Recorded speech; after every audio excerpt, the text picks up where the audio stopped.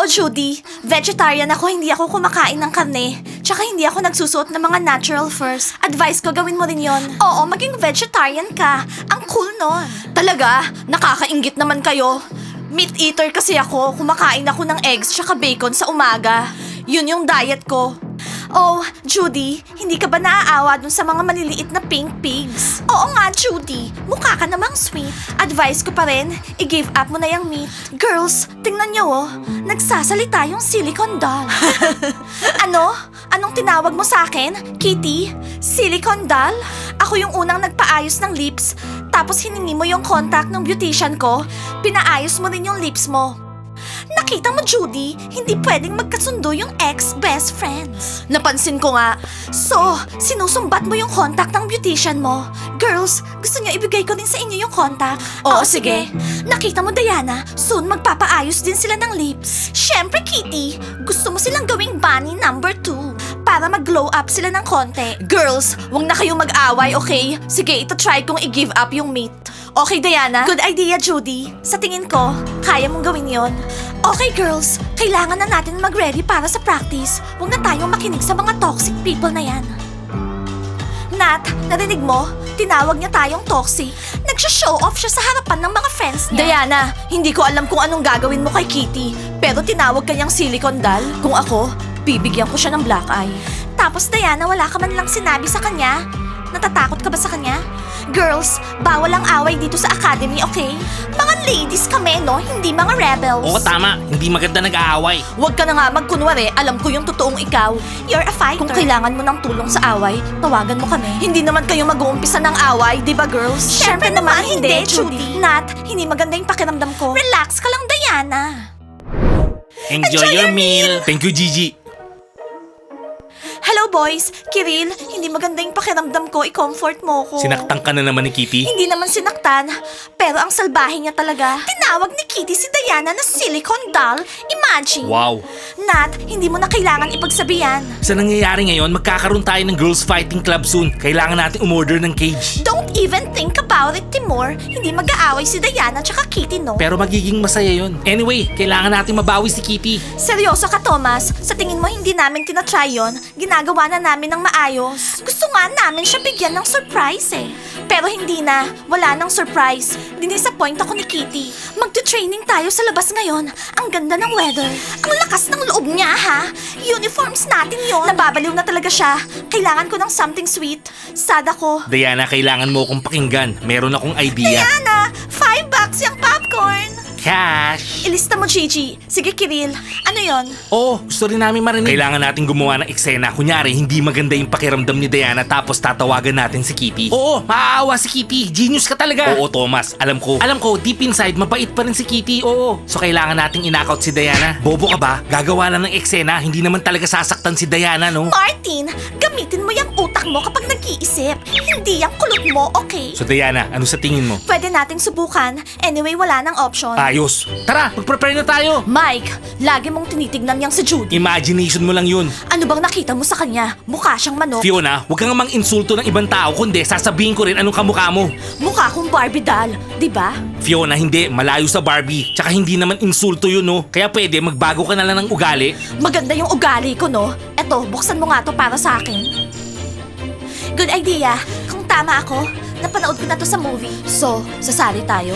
Oo. So, kayo, kasama ba kayo dito, ha? Oo, no problem. Umarte tayo.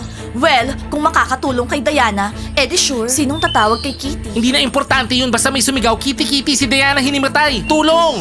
As long as hindi mo kang nakakatawa, okay? Sa tingin ko, kaya na namin to, Diana. So, anong gagawin, Diana? Susuntukin ka namin? gusto ko. Grabe, ang babait nyo talaga. No way! Lahat gusto kong suntukin ngayong araw. Guys, kunwari lang to, okay? Martin, bakit nakatayo ka lang dyan?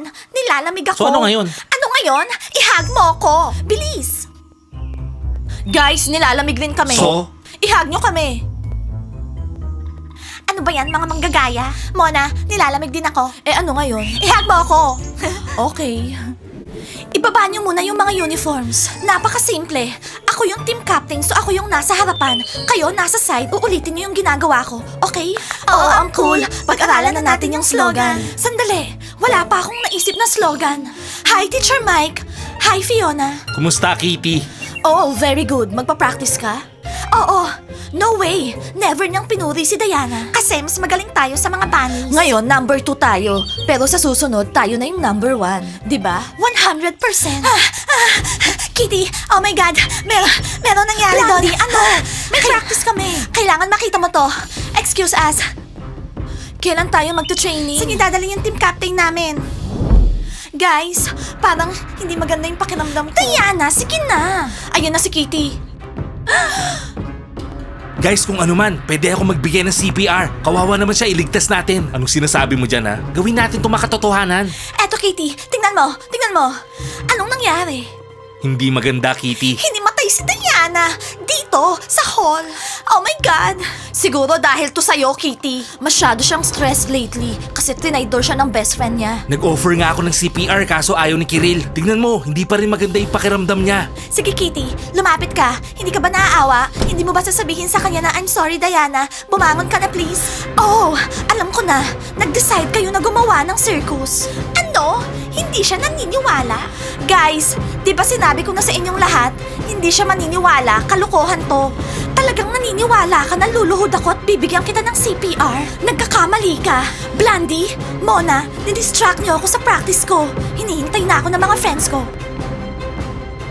Wala kang puso. Kadiri ka, Kitty. Hindi naman pala genius yung idea mo, Kiril. Thank you everyone sa pagsali sa kalokohan na to. Pero pumalpak tayo. Hindi naniwala si Kitty. Huwag ka malungkot, Diana. Wala lang talaga siyang puso. Pabayaan mo siya, Diana. Oo nga. Simula ngayong araw, hindi na ako lalaban sa kanya. Desisyon niya yan. Wala na akong pakialam sa kanya. Gusto mo ihagis namin sa gate palabas yung mga friends niya? Ngayon na? Easy lang yun.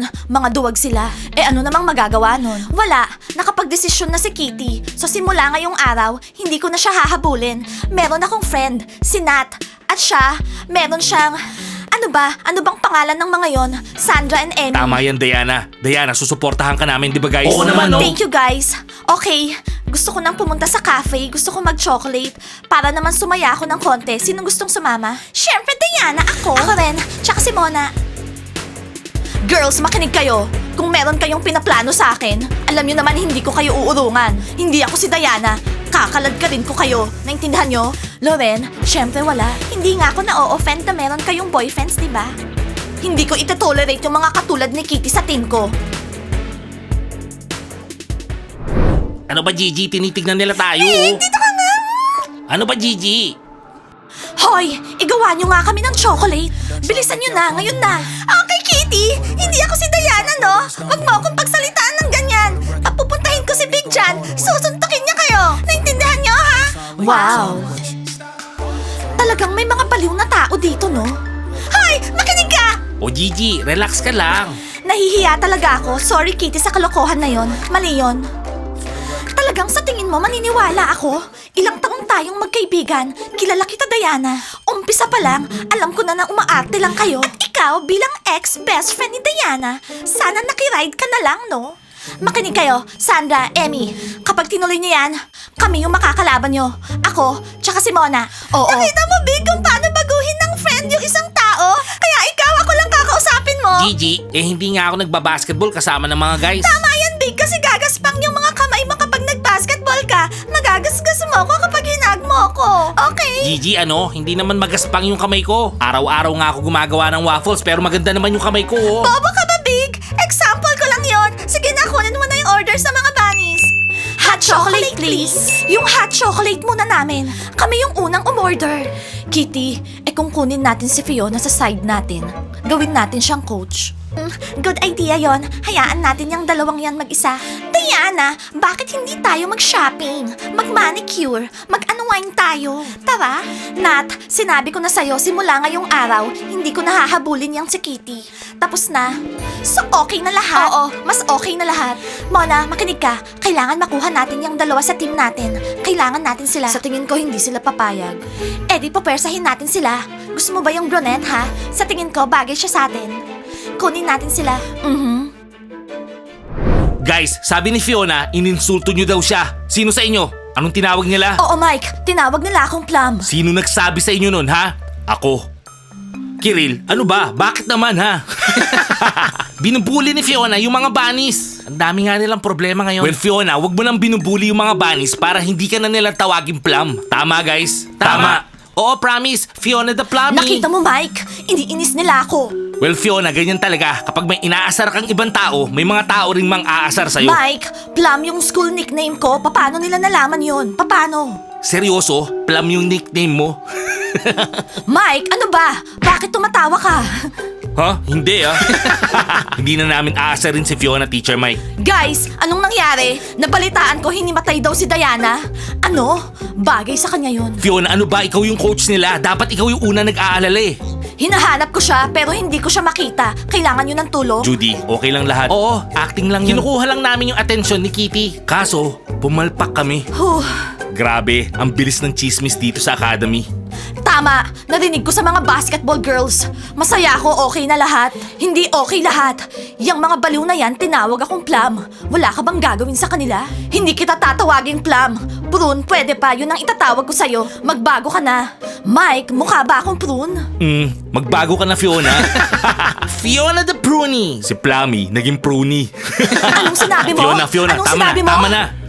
Sa bagay, sino ba yung taong gustong tawagin siyang prune? Okay, Nat.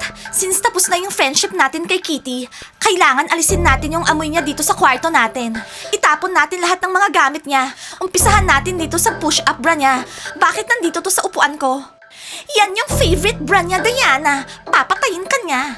So, ano ngayon? Hindi na natin siya friend. Diana, bakit naman itatapon natin ng ganon? Hindi niya pa nasuot to, akin na lang. Hindi niya pa nga tinanggal yung tag eh. Akin na to. Nat, huwag ka nga magsusuot ng gamit ng traidor. Ibibili kita ng iba. Huwag to. Ibibili kita ng blouse, okay? Huwag to. Tatandaan ko yung sinabi mo, Diana. Pwede ba akong mamili? Okay, Nat. Bibilin ko lahat ng pinili mo. Sana lang, huwag kang maging traidor katulad ni Kitty later on. Okay, Nat? Ako, Diana? Ganun ba yung tingin mo sa akin? Hindi ako magiging katulad ni Kitty, no? Never. Tsaka tong shorts na to, binigay ko sa kanya to. Kaya babawiin ko. Girls, sa tingin ko titira tayo dito sa kwarto na to. Common room naman to, di ba Diana? Ha? Kitty, hindi ka natitira sa kwarto na to. Gusto mo bang tumira sa kwarto kasama ng mga taong tinawag mong toxic ngayong araw, ha? Sa totoo lang, hindi ako makatagal sa kanila. Malaki naman tong kwarto. Hihiwalay tayo sa kanila, maglalagay tayo ng screen. Oo, nakikita ko na. Doon ako matutulog, doon sa malaking bed. No, hindi ka matutulog doon sa kama. Okay? Pwede kang matulog doon. Doon sa bathroom. Sige na. Oo, sa bathroom. Ano? Anong sinabi mo? Okay girls, relax. Sa umpisa lang sila magrereklamo tapos hihinto din. Wala silang magagawa. So ayusin na natin tong kwarto. Gawin natin cozy. Hindi ako papayag sa mga roommates na yan. Hindi. No way na matutulog sila dito sa kwarto. Pahihirapan natin sila. Guys, siguradong palalayasan namin yung mga friends ni Kitty. Okay? Pati na rin si Kitty. Tingnan natin. Like and subscribe to the channel. And don't forget to hit the bell. See you on our next episodes. I love you guys. Bye! Tara, sabihin natin kay Kitty na itatapon natin tong bra niya.